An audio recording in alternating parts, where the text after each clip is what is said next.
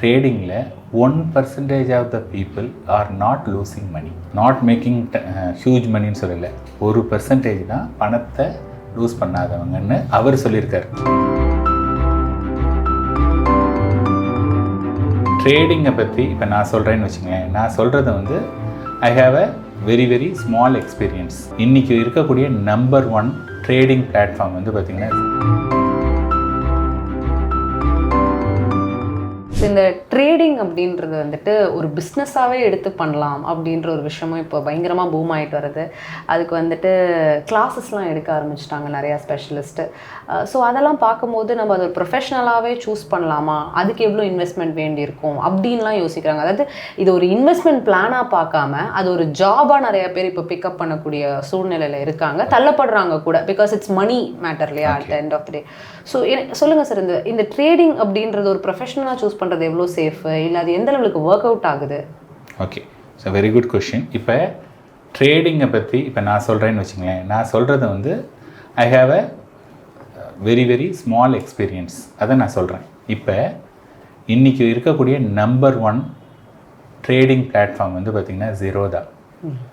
அதுடைய founder mister Nithin Kamath அவர் என்ன சொல்லியிருக்காருன்னா, ட்ரேடிங்கில் 1% of the people are not losing money, not making huge மணின்னு சொல்லலை, 1% தான் பணத்தை லூஸ் பண்ணாதவங்கன்னு அவர் சொல்லியிருக்கார். இப்போ அவர் வந்து அவ்வளோ டேட்டா இருக்குது, அதை பார்த்து சொல்கிறாரு. அதுக்கு வந்து டெஃபினட்டாக இட் ஹஸ் மோர் வேல்யூ. புரியுதுங்களா? This is number 1. நம்பர் 2 வந்து பார்த்தோன்னா, ட்ரேடிங் அப்படிங்கிற ஆக்டிவிட்டி வந்து பார்த்திங்கன்னா டக்குன்னு ப்ரைஸ் மூமெண்ட்டை ஒன்றே இருக்குது அப்படிங்கும்போது sometimes will be lucky, most of the time will not be lucky. And especially when you wanted to trade அப்படின்னதுன்னா, நீங்கள் யார் வேணாலும் ட்ரேடிங்கில் வந்த உடனே கேட்டு பாருங்கள், ஃபஸ்ட்டு தடவை வந்து ட்ரேடிங்கில் வந்து உங்களுக்கு வந்து மார்க்கெட் நிறைய ரிட்டர்ன் கொடுக்கும். ஏன்னா இப்போ ட்ரேடிங்கில் சப்போஸ் நீங்கள் என்ன, ஓகேப்பா நான் வந்து ட்ரேடிங் ட்ரை பண்ண போகிறேன், 1 லட்ச ரூபா தான், இது வந்தாலும் சரி வராட்டியும் சரி அப்படின்னு நீங்கள் வந்தீங்க அப்படின்னதுன்னா, what is your loss? Your loss is only 1 lakh. கரெக்டாக? நான் மார்க்கெட்டுக்கு வந்து உங்களுடைய 1 லட்ச ரூபா 10, market wants 10 lakhs from you. 1 லட்சம் தான் உங்கள்கிட்ட கொடுத்துட்ருக்கீங்க. அப்பாட்ட அம்மாட்ட ஃப்ரெண்டுகிட்ட யார்கிட்டலாம் கடனை வாங்கி 10 லட்ச ரூபாய்க்கு நீங்கள் கேப்பபிள் பர்சன். மார்க்கெட்டு உங்களுடைய 10 லட்ச ரூபா வேணும். அப்போ எப்போ 10 லட்ச ரூபா மார்க்கெட்டுக்கு வரும்? நீங்கள் ஃபஸ்ட்டு போட்டிங்கன்னா, நான் வந்து உங்களுடைய ட்ரேடெல்லாம் சக்ஸஸ்ஃபுல் ட்ரேட் ஆகும்போது உங்களுக்கு என்ன ஒரு ஸ்டேஜில் என்ன நினைப்பீங்கன்னா, நினச்சேன் நான் முட்டாள்தனம் பண்ணி இவ்வளோ டயத்தை வேஸ்ட் பண்ணிட்டேன், it is so simple, just like that I am making money அப்படின்னு சொல்லிவிட்டு உங்கள் அப்பாட்ட போய் பணத்தை எஃப்டியில் தானே போட்டிருக்க, 7% தானே கிடைக்கிது, நான் உனக்கு 10% தரேன், என்ன நம்ப மாட்டியா நீ அப்படின்னு சொல்லிட்டு அப்பாட்ட இவங்கள்ட்ட எல்லார்ட்டையும் நீங்கள் பணத்தை வாங்கி கடைசியில் மார்க்கெட் வந்து கொஞ்சம் கொஞ்சமாக வந்து உங்கள்கிட்ட எல்லா மணியும் வாங்கிட்டு விட்டுரும். ஏன்னா இந்த ட்ரேடிங்கில் வந்து பார்த்தீங்கன்னா there is something called stop loss. Okay, for example நீங்கள் ஒரு ஸ்டாக் வாங்குறீங்க, இன்றைக்கி அதோடைய விலை 100 ரூபா. You are expecting the stock to go to 110 or 105 in a day. சில நாள் போகும், சில நாள் 100 வந்து 98 ஆகிடும், 97 ஆகிடும். அப்படின்னா எவ்வளோ ரூபா வரையும் அந்த லாஸை பொறுத்துக்க முடியும். அப்போ there is something called stop loss. அது நம்மளாக ஒரு வேல்யூ போடக்கூடாது, அதுக்கு வந்து டெக்னிக்கல் அனாலிசிஸ்ன்றது. அவங்க சொல்லுவாங்க இதுக்கு முன்னாடி இந்த இடத்துல வந்து தான் அது வந்து கட் ஆகிருக்கு அப்படின்னு சொல்லிட்டு there are certain இது இருக்குது.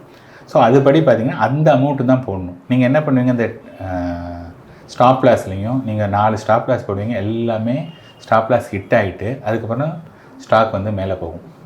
அப்போ வந்து ஸ்டாப் லாஸே வேண்டாம்ப்பா, இட்ஸ் லைக் சீட் பெல்ட் போட்டுட்டு நம்ம இது பண்ணுறது போட்டால் கஷ்டம்தான். கரெக்டாக? நீங்கள் நிறைய இடம் போயிடுங்கப்பா, எத்தனை தூரம் நான் வந்து காரில் இத்தனை தடவை போயிருக்கேன், ஒன்றுமே ஆகலை, இது ரொம்ப எனக்கு கஷ்டமாக இருக்குதுன்னு நீங்கள் ஒரு நாள் சீட் பெல்ட்டை அவுத்திங்கன்னா அன்றைக்கி தான் வந்து நமக்கு வந்து ஆக்சிடெண்ட்டே நடக்கும்.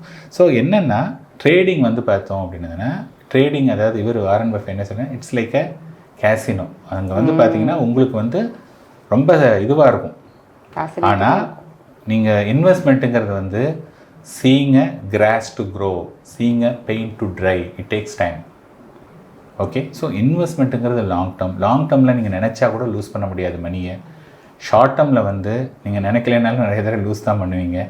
ஸோ அதை வந்து பெருசாக பெரிய இது கிடையாது. ஒன்று. ரெண்டாவது, இப்போ நீங்கள் சொன்னீங்க இல்லையா, நிறைய பேர் வந்து கிளாஸ் எடுக்கிறாங்க, நிறைய பேர் வந்து சொல்கிறாங்க அப்படின்னதுனா, இப்போ யோசிச்சு பாருங்கள். எனக்கு வந்து ஒரு ட்ரேடிங் எனக்கு நல்லா பண்ண தெரியுது அப்படின்னு சொன்னால் எனக்கு எங்கே டைம் இருக்குது? நான் I am good at trading அப்படின்னு இருந்ததுன்னா I spend more time on trading for my self rather then teaching classes. கரெக்டாக? இப்போ நான் வந்து கிளாஸ் எடுக்கிறேன் அப்படின்னா கிளாஸில் எனக்கு என்ன கிடைக்கும்? ஓகே, ஈவன் 20,000 கிடைக்குது, 30,000 கிடைக்குது. அப்போ அந்த கிளாஸில் வரவங்க எல்லோரும் கரெக்டாக புரிஞ்சுருப்பாங்களா? எல்லோரும் நான் சொல்கிற மாதிரி எல்லோரும் பண்ணுவாங்களா? கண்டிப்பாக பண்ணவே மாட்டாங்க. அண்ட் எகெயின் அதில் நான் எனக்கு கிடைக்கக்கூடிய மணியை விட நான் ட்ரேட் பண்ணேன் அப்படின்னதுன்னா I can make more money. Okay, இருக்கவங்க ஏன் கிளாஸ் எடுக்கணும்? ஸோ இது வந்து இட்ஸ் அ கான்ட்ரவர்ஷியல் இது. பட் நான் என்ன சொல்ல வரேன்னா, நீங்கள் வந்து ட்ரேடிங் அதாவது ஒரு ட்ரேடிங் கிளாஸ் போனதுனால நீங்கள் முன்னாடி நீங்களாக ஒரு விஷயத்தை பண்ணதை விட you will be definitely better of.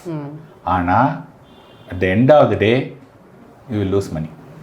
அப்போ அது ஒரு ப்ரொஃபஷ்னலாக எடுக்கிறது இல்லை, ப்ரொஃபஷ்னலாக ஃபுல் டைம் எடுத்திங்கன்னா few people are making money, very few people. அதுக்கு நிறைய மணி இருக்கணும் உங்களுக்கு. பிகாஸ் ஒரு 3 months கிராஷ் கோர்ஸில் I'm housewife, I'm earning 45,000, I'm earning 80,000 per month அப்படின்றது தான் நிறைய டெஸ்டிமோனியல்ஸ்லாம் பார்க்குறோம். அது வருது. நீங்கள் வந்து இதே ஆளுங்களை இன்றைக்கி வராங்க இல்லையா, இதுக்கு முன்னாடி பழைய டெஸ்டிமோனியல் பாருங்கள். ஒரு 1 year கழிச்சு 2 years கழிச்சு நீங்கள் அவங்கள்ட்ட இன்டர்வியூ பண்ணி பாருங்கள். ஏன்னா மார்க்கெட் வந்து அந்த மாதிரி it's not easy and very few. நான் என்ன சொல்கிறேன், யாருமே சக்ஸஸ்ன்னு சொல்லலை, வெரி வெரி ஃபியூ பீப்புள். அதுதான் சொல்கிறேன், 1% தான் நாட் லூசிங் மணி அப்படிங்கிறாங்க. ஸோ என்னத்துக்காக வந்து அவ்வளவு ரிஸ்க்கான ஒரு விஷயத்தில் போய் நம்ம அங்கே வந்து டைம். இன்னொன்று வந்து பார்த்தீங்கன்னா, இப்போ நீங்கள் ஒரு ட்ரேடிங்கில் ஒன்று போட்டிருக்கீங்கன்னு வச்சுக்கோங்களேன். சரி, new are working for a company, கரெக்டாக? இப்போ ஒரு ட்ரேட் போட்டிருக்கீங்க அப்படின்னா மார்க்கெட் வந்து 9:15 3:30 வரைக்கும். இப்போ நீங்கள் அது என்ன ஆச்சு ஏதாச்சுன்னு சொல்லி நீங்கள் ஒர்க் பண்ணிகிட்டே இருக்கும்போது உங்கள் புத்தி எங்கே போகுது? அங்கே தான் போகும். அது ஏன்னா எப்போ என்ன ஆகும்னு தெரியாது. இதாவது பரவாயில்ல. இப்போ நீங்கள் வந்து கிரிப்டோ கரன்சி எடுத்துட்டிங்கன்னா 365 days நைட்டு 1 மணிக்கு 2 மணிக்கு முழிச்சிட்டு இருக்கீங்க. அப்போ நார்மலி யூஸ் டு இப்போ நடுவில் முழிப்பு வந்ததுன்னா நம்ம மொபைலை பார்க்குறது 1:30 மணிக்கு பார்க்குறீங்க, ஒரு 10% 20% கீழே இறங்கிடுச்சு அப்படின்னதுன்னா அன்றைக்கி தூக்கம் போச்சு. ஸோ என்னத்துக்கு இதுங்கிற இங்கே மியூச்சுவல் ஃபண்ட், அதாவது ஒவ்வொரு ஆர்கனைசேஷனும் 15% க்ரோத்துக்கு வந்து அவ்வளோ கஷ்டப்பட்டுட்ருக்காங்க. மியூச்சுவல் ஃபண்ட்ஸில் உங்களுடைய சர்ப்ளஸ் மணியை ஒரு ஃபண்ட் மேனேஜர்கிட்ட கொடுக்குறீங்க, ஹீ ஜென்ரேட்டிங் 15%. நீங்கள் வந்து அப்படியே பீஸ்ஃபுல்லாக இருக்கலாம். என்னத்துக்காக YU getting to this? Okay, ஒரு ஃபன்னுக்கு நீங்கள் பண்ணலாம், பட் எவென்ச்சுவலி வில் லூஸ்.